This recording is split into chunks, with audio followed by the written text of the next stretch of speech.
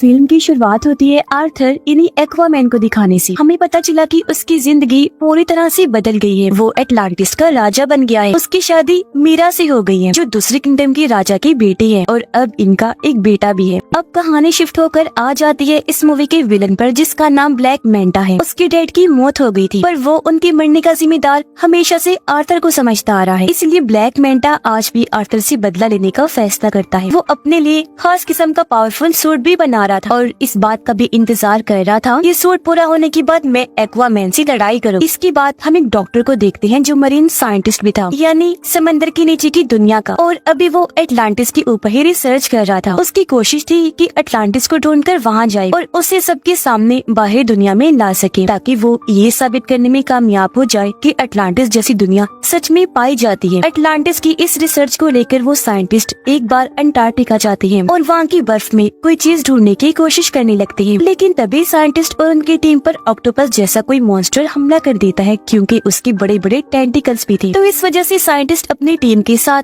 वहाँ पर फंस जाते हैं। इसीलिए वो अपने बाकी साथियों को सिग्नल भेजकर मदद मांगते हैं। तब उनकी मदद करने उनका एक साथी आ भी जाता है, यानी ब्लैक मैंटा। ये लोग मिलकर काम कर रहे थे। यहाँ आने के बाद ब्लैक मैंटा साइंटिस्ट और उनके साथियों की जान तो बचा लेता है, लेकिन वो खुद यहाँ रिसर्च करने लगता है, जिसके लिए वो बर्फ के और नीचे जाने लगा। काफी गहराई में आने के बाद उसे टूटा हुआ ब्लैक ट्राइडेंट दिखता है, और अब जैसे ब्लैक मैंटा टूटे हुए ट्राइडेंट को उठाकर जोड़ता है तो उसे इसका असली मालिक नजर आने लगता है, जिसका नाम कॉर्डेक्स था। ये काफी चालाक खतरनाक लग रहा था। वो ब्लैक मैंटा की यादों में कहता है कि तुमने क्योंकि मेरा टूटा हुआ ट्राइडेंट जोड़ दिया है, इसलिए अब तुम बहुत ताकतवर बन जाओगी, साथ ही अपने दुश्मन एक्वामैन से बदला भी ले पाओगे, और तो और हर वो चीज तुम कर सकते हो जो तुम करना चाहते हो। अब पता चला कि दुनिया की सूरत हाल काफी खराब हो गई है, क्योंकि ग्लोबल वार्मिंग इतनी बढ़ गई है कि सुनामी और सैलाब वगैरह आते रहते हैं। इस वजह से बाहरी दुनिया के साथ साथ समंदर की दुनिया में भी काफी मुश्किलात आ रही हैं, क्योंकि इस सारी सूरत हाल की वजह से समंदर के क्रिएचर्स धीरे धीरे मरते जा रहे हैं। सब कुछ देखते हुए अटलांटिस की काउंसिल्स की मीटिंग होती है, जिनमें आर्थर भी शामिल था। यहाँ आर्थर सब काउंसिल्स के सामने ये ऑफर रखता है कि हमें मिलकर बाहरी दुनिया के लोगों से बात करनी चाहिए और अपनी एडवांस टेक्नोलॉजी को उनके साथ शेयर करना चाहिए, बांटना चाहिए, ताकि इस तरह बाहरी दुनिया भी तरक्की कर सके और फिर वो हम लोगों की भी मुश्किलात को हल कर सके। पर जाहिर सी बात है, कोई भी इस बात पर राजी नहीं होता। सभी काउंसिल्स मिलकर कहते हैं कि ऐसा नहीं हो सकता।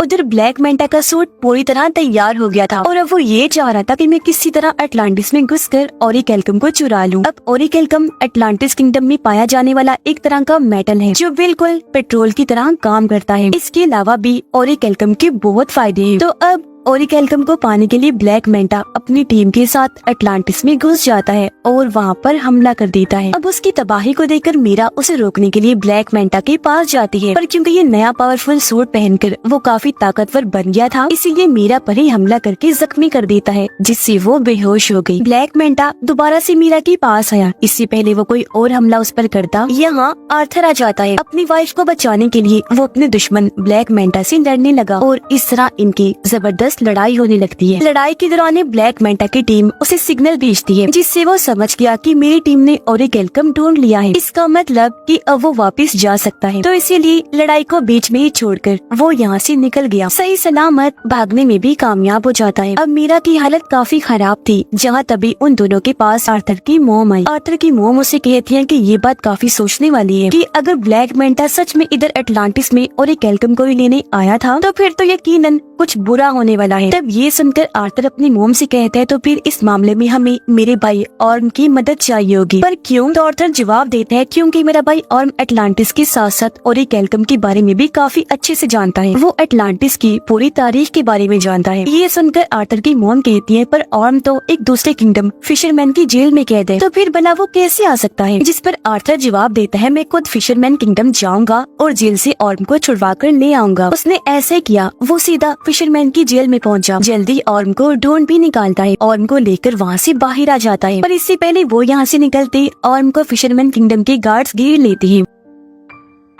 ऑर्म की हालत अब काफी खराब हो गई है, क्योंकि यहाँ उसे ठीक से खाना नहीं दिया जाता था, जिस वजह से उसका जिस्म काफी कमजोर हो गया था। पर जैसे ही बाहर आई और समंदर का पानी इसके जिस्म को लगा, वो पहले की तरह सेहतमंद और ताकतवर बन जाता है। उसके पास पहले जैसी पावर्स भी आ जाती है। इसलिए ऑर्म अकेला ही गार्ड से भिड़ गया, उन पर भारी पड़ता है। एक ही झटके में सभी गार्ड्स को मार के रख देता है, जिसके बाद दोनों भाई यहाँ से निकल जाते हैं। रास्ते में बातें करते करते दोनों एक दूसरे को अपनी अपनी जिंदगी के बारे में बताते हैं। आर्थर ऑर्म से कहता है कि मैं अटलांटिस का राजा बन के थक गया हूँ, अब मुझे इस काम में बोरियत होने लगी है। लेकिन ये सुनकर ऑर्म को काफी हैरत हुई। वो आर्थर से कहता है कि जिस राजा की गद्दी को पाने के लिए मैंने भी बचपन से कोशिश की कि मैं राजा बन जाऊँ, पर वो गद्दी तुम्हें मिल गई, जिस गद्दी की तुम्हें कोई परवाह भी नहीं है। ये बात तो काफी अजीब और कमाल की है। जिसके बाद ये दोनों सीधा किंगफिश के पास गए और उससे ब्लैक मेंटा के बारे में पूछने लगते हैं, जिस पर किंगफिश दोनों को जवाब देता है कि ब्लैक मेंटा तुम दोनों को एक आइलैंड पर मिल सकता है, जो आइलैंड साउथ एरिया में है। और अब ये सुनकर दोनों भाई साउथ एरिया की तरफ निकल जाते हैं उस आइलैंड पर जाने के लिए। पर यहाँ आकर उन्होंने देखा कि पूरा आइलैंड ही बदला हुआ है। ऐसा लग रहा है जैसे ओरिकेल्कम को जलाकर उसका धुआं यहाँ फैला दिया गया है, जिससे यहाँ के पेड़ पौधे यहाँ तक कि जानवर भी पूरी तरह म्यूटेट हो गए हैं, बदल गए हैं, जिस वजह से उनका साइज काफी बड़ा हो गया है। यहाँ तक कि इधर के चूहे भी इतने बड़े हो गए हैं कि उनका साइज हाथी जैसा लग रहा है। साइंटिस्ट दिखाया गया जो इस वक्त ब्लैक मेंटा के ठिकाने पर होता है। यह साइंटिस्ट जब कोडेक्स के टूटे हुए ब्लैक ट्राइडेंट को देखता है तो बिना सोचे उसे पकड़ लेता है, और अब उसे छूते ही साइंटिस्ट को भी अपने दिमाग में कोडेक्स दिखाई देने लगता है, जो साइंटिस्ट को भी गलत काम करने के लिए कहने लगा, जैसा उसने ब्लैक मेंटा को कहा था। पर तब यहाँ ब्लैक मेंटा आ गया। वो साइंटिस्ट के हाथ से ब्लैक ट्राइडेंट लेते हुए कहने लगा, साइंटिस्ट जी,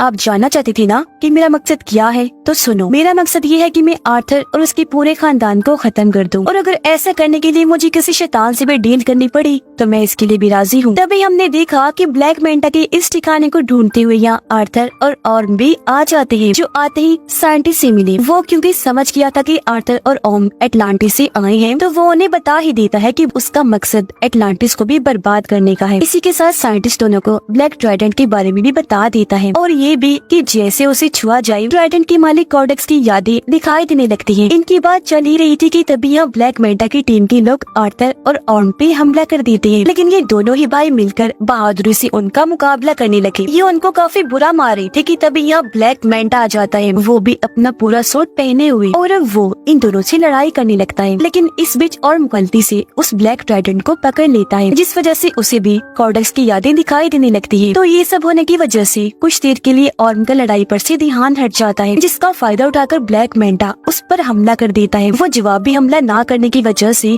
काफी जख्मी हो गया, और अब ब्लैक मेंटा इस तरह दोनों से लड़ता है कि वो इन पर भारी पड़ने लगा। अब जब ये लग रहा था कि ब्लैक मेंटा दोनों को ये मार देगा, तो तभी यहाँ मीरा के डैड आ गए, इन्हीं राजा, जो आकर दोनों की मदद कर देते हैं और इन्हें निकाल कर भी यहाँ से ले जाते हैं। यहाँ से काफी दूर जाने के बाद ये एक महफूज जगह पर आ गए, और यहाँ उन लोगों को ब्लैक ट्राइडेंट के बारे में सब कुछ बता देता है।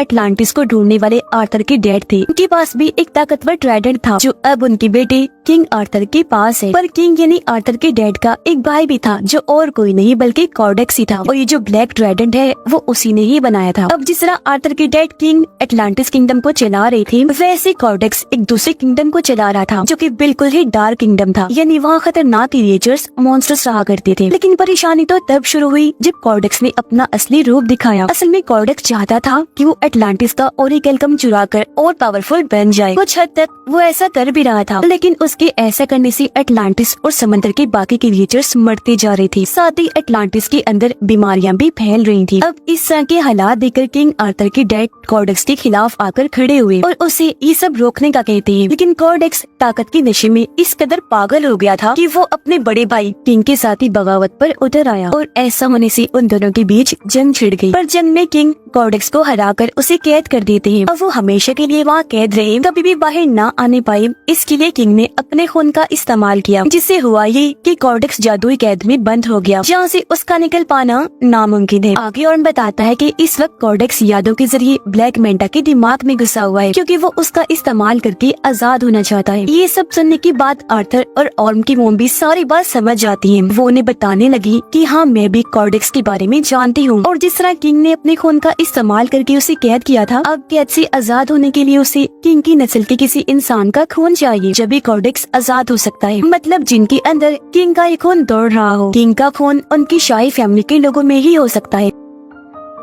ये सब सुनकर आर्थर समझ जाता है कि मेरे बेटे की जान खतरे में है, क्योंकि जाहिर सी बात है ब्लैक मेंटा के लिए सबसे आसान टारगेट उसका बेटा ही था, जिसे वो आसानी खत्म कर सकता था। इसलिए वो फौरन अपने घर आ गया। देखता है कि वहाँ सब कुछ तबाह हो गया है, घर जल रहा है, बच्चा यहाँ से गायब है, साथ ही वहाँ एक आदमी जख्मी पड़ा है। पूछने पर आदमी बताता है कि ब्लैक मेंटा यहाँ आया था, ये सारी तबाही उसी ने ही मचाई और वही तुम्हारे बेटे को ले गया है, जिससे साफ जाहिर हो गया कि आर्थर का शक बिल्कुल ठीक था। इसीलिए अब आर्थर और ऑर्म दोनों मिलकर उसकी बेटी को बचाने के लिए जाने लगते हैं। पर उससे पहले इनकी मॉम दोनों को समझाती है कि हमेशा मेरी एक बात याद रखना कि तुम दोनों एक दूसरे के भाई हो, चाहे कुछ भी हो जाए तुम्हें एक दूसरे का साथ देना ही है। सीधा ब्लैक मेंटा के ठिकाने पर आकर वहाँ हमला कर देते हैं, लेकिन इन पर भी एक काफी बड़ा मॉन्स्टर हमला कर देता है, जिससे बाकी तो बच गए, लेकिन उसके सामने मीरा के डैड फंस जाते हैं। तब ऑर्म जाकर उनकी मदद करता है और मॉन्स्टर के जंगल से उन्हें निकाल लेता है। ये देखकर मीरा के डैड समझ गए कि जिस ऑर्म को मैं हमेशा से गलत समझ रहा था वो तो काफी अच्छा इंसान है। अंदर ब्लैक मेंटा के पास आर्थर का बेटा होता है। यहीं पर साइंटिस्ट भी था जो उस छोटे से बच्चे को देखकर बचाने का सोचता है, इसीलिए बच्चे को उठाकर यहाँ से भागने लगा। पर ब्लैक मेंटा जो उसे देख चुका था साइंटिस्ट पर हमला करके उसे जख्मी कर देता है और बच्चे को छीन लेता है। और अब जैसे ब्लैक मेंटा उसके बच्चे को मारने के लिए आगे बढ़ा, तभी यहाँ पर आर्थर आ जाता है जो उसे लड़ाई के लिए चैलेंज करता है। इनकी लड़ाई तो पहले काफी जोरदार हुई, लेकिन तभी यहाँ ब्लैक मेंटा आर्थर पर भारी पड़ने लगता है। इसकी वजह ये थी कि वो ब्लैक मेंटा नहीं बल्कि उसके अंदर कॉर्डेक्स था, क्योंकि वो पूरी तरह उस पर हावी हो गया था। पर इस बीच मौके का फायदा उठाकर मीरा अपने बच्चे को लेकर यहाँ से भाग जाती है, लेकिन तभी उसे जाते हुए ब्लैक मेंटा देख लेता है। वो अपने ब्लैक ट्राइडेंट से उस पर हमला कर देता है, लेकिन इससे पहले कि ट्राइडेंट मीरा को लगता पहले ही और उसे पकड़ लेता है और इस तरह उसने मीरा और उसके बच्चे की जान बचा ली। लेकिन इसका उल्टा असर भी हुआ, क्योंकि जैसे और ब्लैक ट्राइडेंट को छूता है कॉर्डेक्स उसके दिमाग को भी कंट्रोल करने लगता है। वो उसे उसके भाई आर्थर के खिलाफ भड़काते हुए ये दिखाने लगता है कि तुम्हारे भाई आर्थर ने तुम्हारे साथ बहुत गलत किया है, असल में तुम ही हो जो अटलांटिस का राजा बनने के लायक हो, न कि आर्थर। तो इसी वजह से अब ऑर्म आर्थर पर हमला कर देता है। लेकिन यहाँ आर्थर जो सारी बात समझ गया था वो पलट कर वार नहीं करता, बल्कि अपने भाई को समझाने लगा कि होश में आओ और खुद पर काबू रखो। तब ऑर्म ऐसा ही करता है, उसने जैसे तैसे खुद पर काबू पा लिया। साथ ही उसे अपनी मॉम की बात भी याद आती है कि तुम दोनों भाई भी हो, चाहे कुछ भी हो जाए तुम्हें एक दूसरे का साथ देना ही है। लेकिन इसी बीच फायदा उठाकर कॉर्डेक्स खुद को आजाद करने में लग जाता है। ऐसा करने से उसके जिस्म में जान आने लगती है। ठीक इसी वक्त ऑर्म ने ब्लैक ट्राइडेंट को छोड़ दिया।